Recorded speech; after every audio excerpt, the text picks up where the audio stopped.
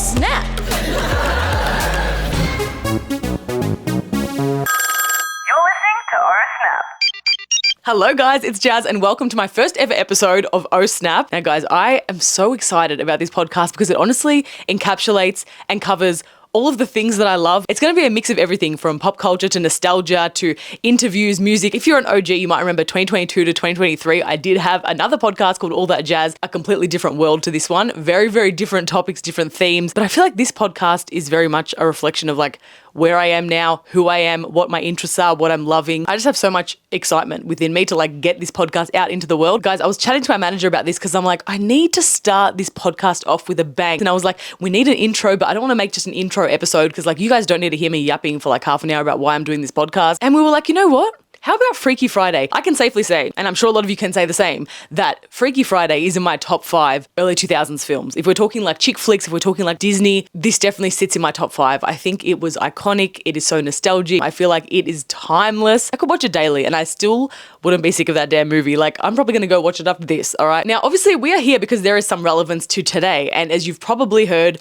there is a sequel coming. And girl, when I tell you I almost lost it when I found out there was a sequel on the way, because the sequel is Freakier Friday, and I was actually at D23. Every second year, Disney does this massive launch event where they announce all their new films and all the park announcements and all the things that are coming out over the next couple of years. And I was there in the room when Freakier Friday was announced for the first time. And let me tell you, I lost my mind. Now I'm going to go back and explain the whole story about that a little bit later. But first I want to go into Freaky Friday because I feel like we need a bit of a deep dive moment here before we go into Freakier Friday, which is coming out literally in August. How soon? Insane. But to start off, we're going back in time. Now there have been so many reboots of Freaky Friday. Now I don't think anyone really realizes because I feel like 2003 Freaky Friday, as in Lindsay Lohan, Jamie Lee Curtis, they made such a stamp on pop culture with that film that the majority of people I've spoken to didn't even know that there were any Freaky Fridays before the 2003 Freaky Friday. Now, what I found out in researching this, which I don't know why I never knew this, is that Freaky Friday was initially a book from the 70s. Now, the novel came out in 1972.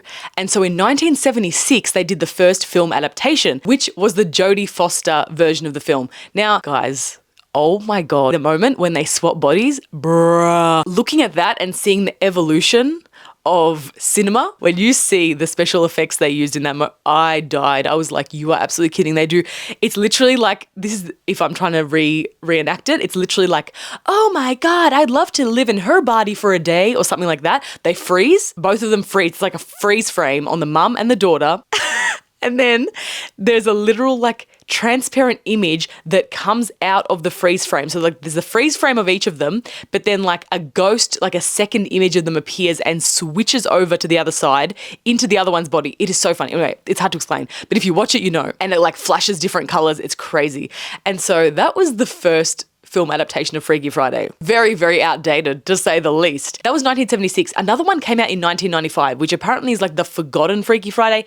Haven't seen it, can't really say much about that one, but I'm planning to go back and watch that. I just haven't had a chance. Then we go into the iconic 2003. Lindsay Lohan, Jamie Lee Curtis, Chad Michael Murray, just so many icons in the house. This iconic reboot made $160 million in the box office. Now, apparently the budget was like $26 million. So $160 million is a pretty damn good return on that film. And then since then, there's been nothing besides a 2018 musical, some random musical. It's on Disney Plus and it was released in 2018. It's like a film musical, random. And then enter Freakier Friday, sequel to Freaky Friday 2003. I don't know about you guys, but I'm beside myself. I am beyond excited for Freakier Friday. This is probably one of the most exciting films, for me at least, that Disney's released in a long time. Especially if you grew up on Freaky Friday, I feel like it absolutely hits different because this is something we didn't expect. It's been, 22 years since the original was released. And so with a gap like that, usually you'd expect a reboot. And so the fact that there's a sequel with the original cast, I feel like is a pretty rare occurrence. And so I am just losing my mind. Now we're going to circle back to that because there's so much to talk about with Freakier Friday. But first, we're taking it back to Freaky Friday 2003 and we're unpacking that thing. Let's go.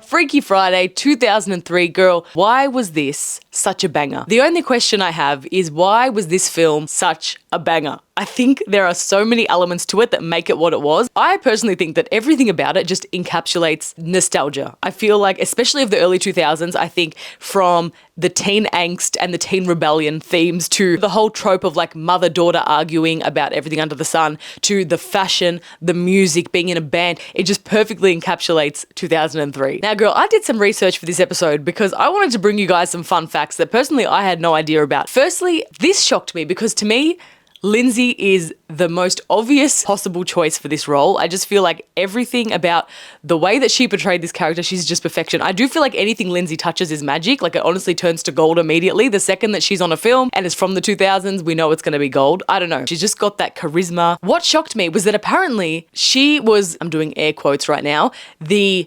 worst choice out of the finalists because they knew Lindsay and because she had done The Parent Trap and then since then she had also done Life Size and Get a Clue. I think they already had an idea of, what she was capable of. So they did end up still casting her. But the fact that she had the worst audition tape is crazy to me because I'm like, girl, there's no better choice than Lindsay for this role. Now, what I found interesting was that she kind of saw this as the end of her Hollywood hiatus. Since doing The Parent Trap, she says that she kind of went on this little hiatus where in that time she did, like I said, she did Get a Clue and Life Size. I love those movies, by the way. But she said that these were just to keep up, like whatever keep up means. I guess she means just like to keep the momentum going or like to keep moving with her career. But like, what do you mean just to keep up? I'm like, those were two more iconic films and they were both like Disney films again. So it's pretty massive. But yeah, I think she saw Freaky Friday apparently as like her comeback project. She definitely came back with a bang. Lindsay Lohan was only 15 when they made the film. So of course she was like very much in that like prime teen era. So it made a lot of sense that she really understood like who this role was trying to portray because that's exactly who she was. It wasn't like, oh, this 21-year-old who's completely out of that phase in real life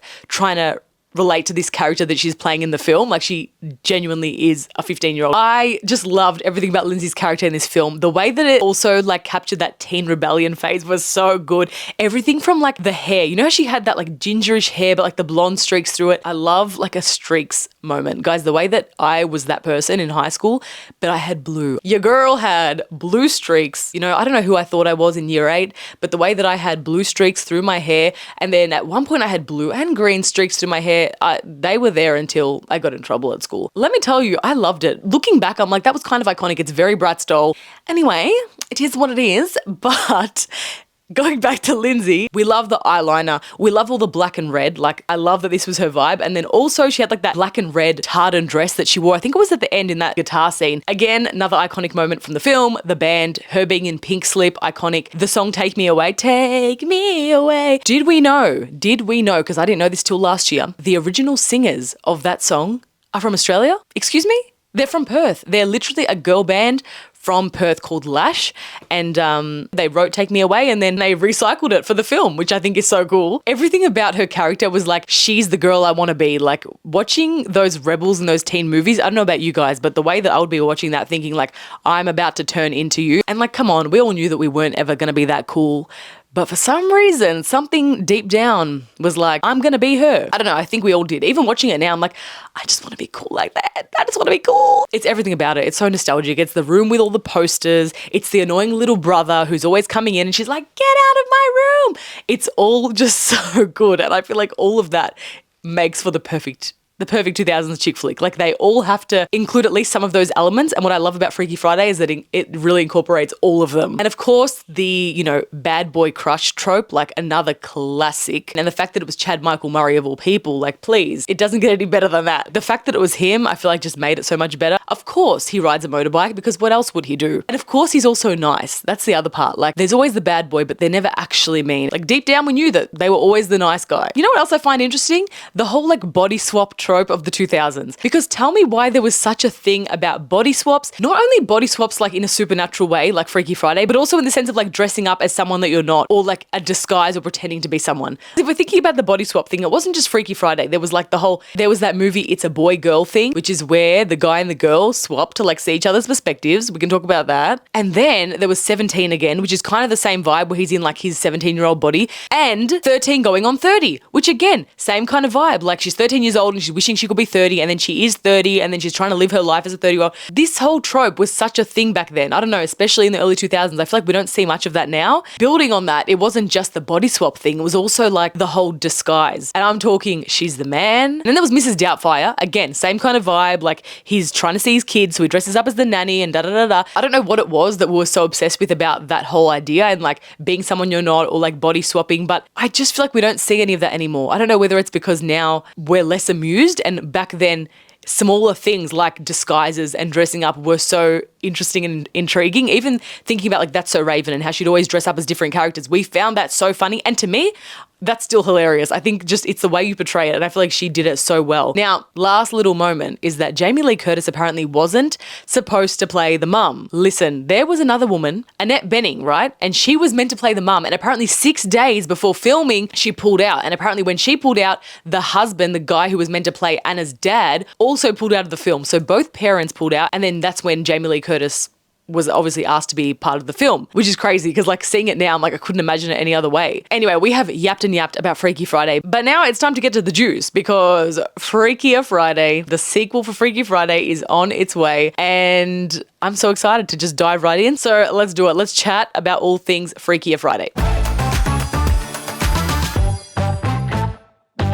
Okay, as I mentioned earlier, yes, I was in the room when they announced the release of Freakier Friday at D23 in Anaheim, California, which is crazy. I still can't believe I'm saying that out loud. Okay, so let me just break down how it all went down because, girl, it was crazy. First, they had like imagery from the film playing on screen and they started playing Take Me Away, like the dun-dun, like, you know, the electric guitar sound from the song that Lindsay sings in the movie. And so it's like instantly recognizable. They've got pictures coming up. There's like text coming up on screen, basically saying something on the lines of like, you asked and we are going to deliver. And then bang, there's pictures of Jamie Lee Curtis and Lindsay Lohan now standing in front of their trailers from like behind the scenes of the film. So we know that like there's more coming. Everyone starts losing their minds. I start losing my mind. Because, girl, like obviously they announced so many different films and so many reboots and sequels, but this is one that I was not ready for. I 100% did not see this coming. Just to make things even more insane, Lindsay Lohan and Jamie Lee Curtis start walking onto the stage. I knew Jamie Lee Curtis was going to be there, but girl, what do you mean Lindsay Lohan is in front of my eyes? You know when it's just someone you never would have imagined seeing in the flesh? That was that. And so yeah, I lost it when I saw her. And when they arrived on stage, the crowd, like the fans were going nuts, like, ah! Jamie Lee Curtis was screaming. Guys, she had her mic out. This is literally what she was doing. Wow! Wow! Wow! Like, on repeat. I don't know what was going on. I think she was just excited, but there was a lot happening. Lindsay Lohan was so much more contained and like relaxed, but my God, Jamie Lee Curtis was going crazy. So yeah, they were on stage for a bit. They chatted to the host and then they said, we're going to announce the name. And so the big name announcement comes up, right? And we're all anticipating. I'm filming. I got my camera out. I'm like, got to put this on TikTok. I was like low-key laughing to myself with just the like anticipation and the hype around like, what will this second film be called? And it appears on screen and it's Freakier Friday. I was like, I can't. Like, we're expecting some like crazy new name. And instead it was like the exact same title with 3 letters different, like Freakier Friday, which I'm like, I love it. I think that's great. But at the same time, I was like, I'm dead at the massive announcement for it. And it just comes up on screen and we're like, oh, it's the same name. But God, that was such a moment. Now, as you can tell, I'm pretty hyped for this second film. I think it's very much hit or miss. Like when you try and recreate a classic or when you try and do a reboot of a classic or when you try and make a sequel to a classic, it's dangerous territory, especially like when it's been so many years. People are going to be expecting it to be damn good. But I think what makes this even more special is the fact that it's all the originals. It's the original cast. We've got Jamie Lee Curtis, we've got Lindsay Lohan, we've got Chad Michael Murray, the ladies that work at the Chinese restaurant come back because I saw snippets of them. Just so many iconic people coming back to the film. And generally speaking, that's rare. Like it's hard to bring an original cast back together that many years after a film who are all willing to be part of the sequel. I think it was the right choice. 100% it was the right move. Gotta say, the trailer looks great. If you haven't seen the trailer, watch it. But I feel like the Freakier Friday trailer made me go, they're going to do this right. I hope I'm correct, but I do feel like they're going to do it really well. The interesting thing now about this movie, and I'm not sure whether it's going to be confusing, is that they're actually switching between 4 characters. And so that means it's not just going to be the 2 that we have to keep up with. There's going to be 4 different people. So it's going to be Jamie Lee Curtis and Lindsay. And now Jamie's the grandma, Lindsay is the mother, and then she's got the 2 children. The children are, one of them is her biological daughter, and then the other one is her stepdaughter. Lindsay's character, Anna, has obviously had this child and then has like remarried and now has this stepdaughter. Now, I haven't seen any word on this yet, but at the end of the trailer, Chad Michael Murray appears and makes this really cool entrance on his motorbike and like takes his motorbike helmet off and like his shaggy hair's out. I have a feeling that the storyline is going to be that Lindsay's daughter from her first marriage is Chad Michael Murray's daughter. That's what I'm thinking. I feel like they ended up getting married, they had this child, they got divorced, and now Lindsay's moved on to this other guy. That's the vibe I got. Just because of the way that she reacted when he appeared, she wasn't shocked. It didn't look like she hadn't seen him for years. When she saw his character arrive on the motorbike, she was like, oh, here he comes, like classic entrance by him kind of thing. So that definitely made me go, okay, I'm pretty sure something over the years has meant they've like kept in touch. Now, what's even more amazing is that Pink Slip is back, as in the band that Anna plays in the movie. I'm sure we're going to see some more guitar solos. I'm sure they're going to release like a new soundtrack, new music. So I'm excited to hear that. I also love that in the trailer they used Hot to Go. It made it just feel so current while still so nostalgic at the same time. Okay, I do have this one other theory. And this isn't really a theory in relation to the film. It's more of a theory in relation to like choices on casting. If we think back to Freaky Friday, what was the most problematic element of the film, right? It was probably the whole Chinese restaurant thing. I feel like there were definitely some issues around like the portrayal of the Asian stereotypes, the way that it was all about the fortune cookies and like creating this really exotic, like mystical thing around Asian culture. Even though, yeah, back then that was like passed off as like, let's put this in the movie. We love this. So I do feel like now in this film, I feel like they're making a bit of an attempt here to like backtrack because listen, the guy that's now playing Anna's new husband is a Filipino guy. So I do feel like this is a moment where they're like, well, we've kind of made a mistake in the past. So like, let's make a second attempt at bringing diversity into the film in a way that's not harmful. And then they're also bringing back the ladies that work at the Chinese restaurant to this film. And what I read is that in the sequel, their characters are meant to be portrayed in a more like nuanced way is what they're saying. So very interesting. So yeah, just something I picked up on. I was like, little attempt to fix their mistake of the past, which is great. We love to see it, but also very interesting. I was like, I do feel like there's some strategy behind this one. But yeah, I'm always pumped to see more diversity, more representation in these Disney films. And so, yeah, I'm looking forward to it. I just hope they do it right and I hope they portray these characters in a way that feels much more realistic. But yeah, I am very, very excited for Freakier Friday. I think there is a lot to look forward to. I do think it's going to be a great film. I'm really interested to see what you guys think. So definitely let me know in the comments. I'd love to hear what you guys are most looking forward to. I hope you guys enjoyed listening to episode 1 of Oh Snap. If you do want to stay up to date with it, definitely hit subscribe and also give this a like. And if you want to check me out on socials, my Instagram and TikTok are JasmineTXO. On the next episode of the show, we have a very exciting guest. So I'm very excited to share that episode with you guys. But as for now, thank you guys so much for watching and I'll catch you guys in the next episode. Bye guys.